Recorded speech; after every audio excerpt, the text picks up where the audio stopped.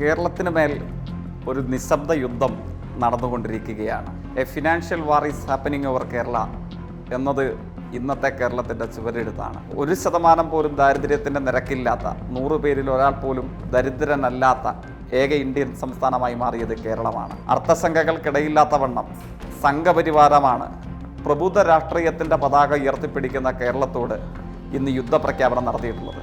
ഇന്ത്യയുടെ രാഷ്ട്രീയ ഭൂപടത്തിൽ നിന്ന് കേരളത്തെ തുടച്ചു നീക്കാൻ കഴിയുമോ എന്ന പരിശോധന നടത്തപ്പെട്ടുകൊണ്ടിരിക്കുകയാണ്. കേരളത്തിലെ വിധവകളുടെയും വയോജനങ്ങളുടെയും സാധാരണക്കാരുടെയും പെൻഷൻ ഒരു ഇടതുപക്ഷ പ്രശ്നം മാത്രമല്ല, കേരളത്തിൻ്റെ ആകെ സാമൂഹിക പ്രശ്നമാണ്. കേരളത്തിന് മേൽ ഒരു നിശബ്ദ യുദ്ധം നടന്നുകൊണ്ടിരിക്കുകയാണ്. സൂക്ഷ്മതയിൽ വിശദീകരിച്ചാൽ നമ്മുടെ കേരളത്തിന് മേൽ ഒരു സാമ്പത്തിക യുദ്ധം നടത്തപ്പെട്ടുകൊണ്ടിരിക്കുകയാണ്. A financial war is happening over Kerala എന്നത് ഇന്നത്തെ കേരളത്തിൻ്റെ ചുവരെഴുത്താണ്. എന്തുകൊണ്ട് കേരളം എന്നുള്ളത് പ്രസക്തമായി നമ്മളുടെ മുമ്പിൽ ഉയർന്നു വരുന്നൊരു ചോദ്യമാണ്. ആ ചോദ്യത്തിന് നിരവധി മാനങ്ങളുള്ള മറുപടികൾ നമുക്ക് മുമ്പിലുണ്ട്. ഞാൻ അതിൻ്റെ വിശദീകരണത്തിലേക്ക് കിടക്കുന്നില്ല. വർത്തമാനകാല ഇന്ത്യൻ സാഹചര്യങ്ങളിൽ ഇപ്പോൾ കുറച്ച് ദിവസങ്ങൾക്ക് പുറകിലാണ് നമ്മളുടെ നാട്ടിലെ പോവർട്ടി ഇൻഡെക്സ് നീതി ആയോഗ് പ്രസിദ്ധീകരിക്കുകയുണ്ടായി. ഇന്ത്യയിൽ തന്നെ സൂക്ഷ്മദർശിനി കൊണ്ട് പരിശോധിക്കുമ്പോൾ നിരവധി മാനകങ്ങൾ, വിശപ്പിന് ആഹാരം എന്ന നിലയിൽ മാത്രമല്ല, കുഞ്ഞുങ്ങളുടെ പോഷകാഹാര ലഭ്യതയും വിദ്യാഭ്യാസ നിലവാരവും സാർവത്രിക ആരോഗ്യ സ്വഭാവവും അങ്ങനെ നിരവധി മനുഷ്യവികാസ സൂചികകളെ കണക്കിലെടുത്തുകൊണ്ടാണ് ദാരിദ്ര്യ സൂചികയെ നീതി ആയോഗ് പ്രസിദ്ധീകരിച്ചത്. ഇന്ത്യയിൽ പല സംസ്ഥാനങ്ങളും 38%, 33%, 40% ദാരിദ്ര്യ നിരക്കുമായി ശിരസ് കുനിച്ചപ്പോൾ 1% പോലും ദാരിദ്ര്യത്തിൻ്റെ നിരക്കില്ലാത്ത, 100 പേരിൽ ഒരാൾ പോലും ദരിദ്രനല്ലാത്ത ഏക ഇന്ത്യൻ സംസ്ഥാനമായി മാറിയത് കേരളമാണ്. അങ്ങനെ മനുഷ്യർക്ക് ഇന്ത്യയിൽ അന്തസ്സോടുകൂടെ ജീവിക്കാൻ കഴിയുന്ന ഒന്നാമത്തെ സംസ്ഥാനമായി പുതിയ മുന്നേറ്റങ്ങളെ സ്വായത്തമാക്കി കേരളം മുമ്പോട്ടേക്ക് നീങ്ങുമ്പോഴാണ് കേരളത്തിന് മേൽ ഇത്തരത്തിലുള്ള ഒരു സാമ്പത്തിക യുദ്ധം നടത്തപ്പെടുവാൻ യൂണിയൻ ഗവൺമെൻറ് നേതൃത്വമാകുന്നത്. ആ യൂണിയൻ ഗവൺമെൻറ്റിൻ്റെ രാഷ്ട്രീയ നേതൃത്വം RSS ആണ്, സംഘപരിവാരമാണ്. അർത്ഥസംഖ്യകൾക്കിടയില്ലാത്ത വണ്ണം സംഘപരിവാരമാണ് പ്രബുദ്ധ രാഷ്ട്രീയത്തിൻ്റെ പതാക ഉയർത്തിപ്പിടിക്കുന്ന കേരളത്തോട് ഇന്ന് യുദ്ധപ്രഖ്യാപനം നടത്തിയിട്ടുള്ളത്. എന്ത് വില കൊടുത്തും രാഷ്ട്രീയ കേരളത്തിൻ്റെ ജീവൻ എടുക്കുക എന്നുള്ളതാണ് ഈ യുദ്ധത്തിൻ്റെ ലക്ഷ്യം. ഇന്ത്യയുടെ ഭൗമശാസ്ത്രപരമായ ഭൂപടത്തിൽ നിന്നല്ല, ഇന്ത്യയുടെ പൊളിറ്റിക്കൽ മാപ്പിൽ നിന്ന്, ഇന്ത്യയുടെ രാഷ്ട്രീയ ഭൂപടത്തിൽ നിന്ന് കേരളത്തെ തുടച്ചു നീക്കാൻ കഴിയുമോ എന്ന പരിശോധന നടത്തപ്പെട്ടുകൊണ്ടിരിക്കുകയാണ്. അതിൻ്റെ തുടർച്ചയിൽ ഇപ്പോൾ നമ്മൾ കണ്ടു. കഴിഞ്ഞ ദിവസമാണ് ഇടുക്കി അടിമാലിയിൽ പ്രായമുള്ള 2 അമ്മമാർ പിച്ചച്ചട്ടി എടുത്തുകൊണ്ട് സമരം ചെയ്തു. സമരത്തിൻ്റെ ആവശ്യം കേരളത്തിലെ മുഖ്യധാരാ മാധ്യമങ്ങൾ അതീവ തൽപരരായി പ്രക്ഷേപണം ചെയ്ത താലോലിച്ച വാർത്തകളിൽ ഏറ്റവും പ്രധാനപ്പെട്ടതൊന്നായിരുന്നു അത്.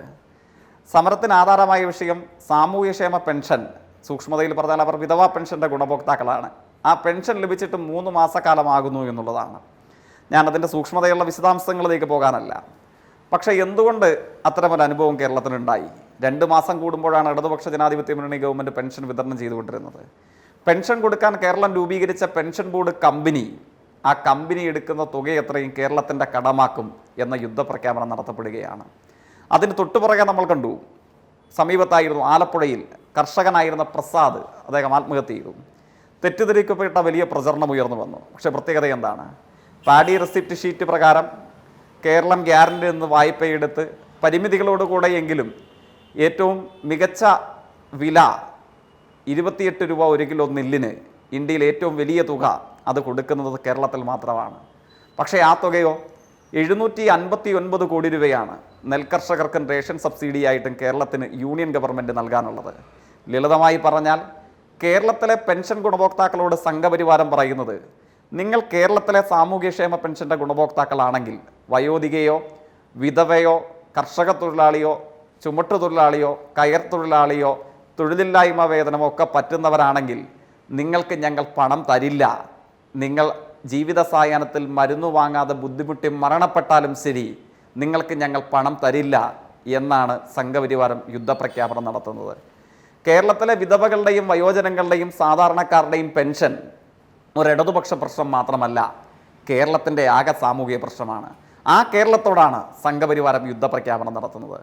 കേരളത്തിലെ കർഷകരോട് സംഘപരിവാരം എന്താണ് പറയുന്നത്?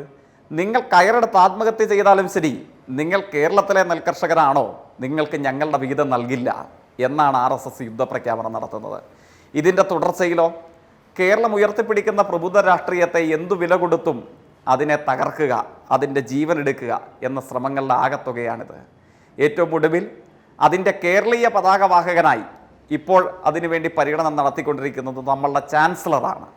ചാൻസലർ പദവി കേരള നിയമസഭ പ്രകാരം മുമ്പുണ്ടായിരുന്ന അതിൻ്റെ പ്രതീകമായ ഗവർണർ ഈ പദ്ധതികളുടെ കേരളീയ പ്രചാരകനായി നമ്മളുടെ മുമ്പിൽ നിൽക്കുകയാണ്.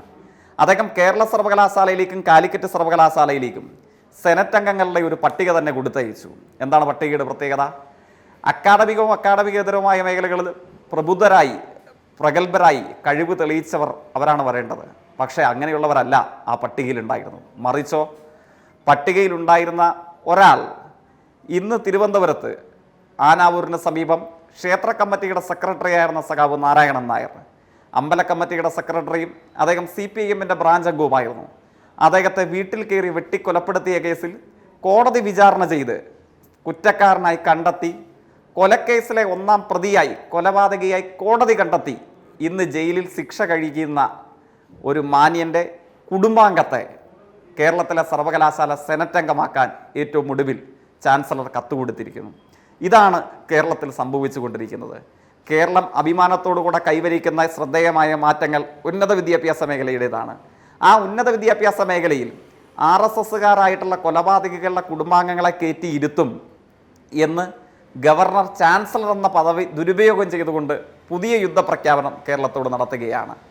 സാമ്പത്തിക യുദ്ധത്തെയും അക്ഷരാർത്ഥത്തിൽ കേരളത്തെ രാഷ്ട്രീയമായി നിഷ്കാസിതമാക്കാനുള്ള പല യുദ്ധമുറകളെയുമാണ് ഇന്ന് കേരളം അഭിസംബോധന ചെയ്യുന്നത്. കേരളത്തിൻ്റെ സമരോത്സുക ചരിത്രത്തെ അറിയാവുന്നവർ വിസ്മരിക്കാൻ സാധ്യതയില്ലാത്തൊരു കാര്യം, ഈ യുദ്ധങ്ങൾ എത്ര കേരളം കണ്ടതാണ്. ഇതിനേക്കാൾ വലിയ ഏകാധിപതികളെയും ഇതിനേക്കാൾ വലിയ ഏകാധിപത്യ പ്രവണതകളെയും കേരളത്തിലെ ജനങ്ങൾ, സാധാരണക്കാരായ സർവ്വസാധാരണക്കാരും നിസ്വരമായ മനുഷ്യർ ചോരയും ജീവനും കൊടുത്ത് തോൽപ്പിച്ചെറിഞ്ഞതാണ്. അങ്ങനെ പിറവിയെടുത്ത ലോകത്തിന് മുമ്പിൽ ഇന്ന് ഇന്ത്യയെ നയിക്കുന്ന ദിശാസൂചികയായ സംസ്ഥാനത്തിൻ്റെ പേരാണ് കേരളം. സാമ്പത്തിക യുദ്ധമാകട്ടെ, അതിൻ്റെ പ്രേരകനായി ഇന്ന് ചാൻസലർ നടത്തുന്ന പുതിയ യുദ്ധമുറകളാകട്ടെ, ഈ യുദ്ധമുറകൾക്കൊന്നും കേരളം ഉയർത്തിപ്പിടിക്കുന്ന മനുഷ്യത്വപൂർണമായ രാഷ്ട്രീയത്തിൻ്റെ പതാകയെ ഒന്ന് സ്പർശിക്കാൻ പോലുമാവില്ല. നിങ്ങൾ മ്യൂസിയത്തിലെ ഫോസിലുകളാക്കി ഈ യുദ്ധത്തെയും യുദ്ധമുറകളെയും അതിൻ്റെ പ്രചാരകരെയും മാറ്റിത്തീർത്ത് കേരളത്തിൻ്റെ മതനിരപേക്ഷ ജനാധിപത്യ ബദൽ ശക്തിവത്തായി അപങ്കുര മനസ്യൂതം മുമ്പോട്ടേക്ക് പോകുക തന്നെ ചെയ്യും. ഒരു സംശയവും വേണ്ടതില്ല.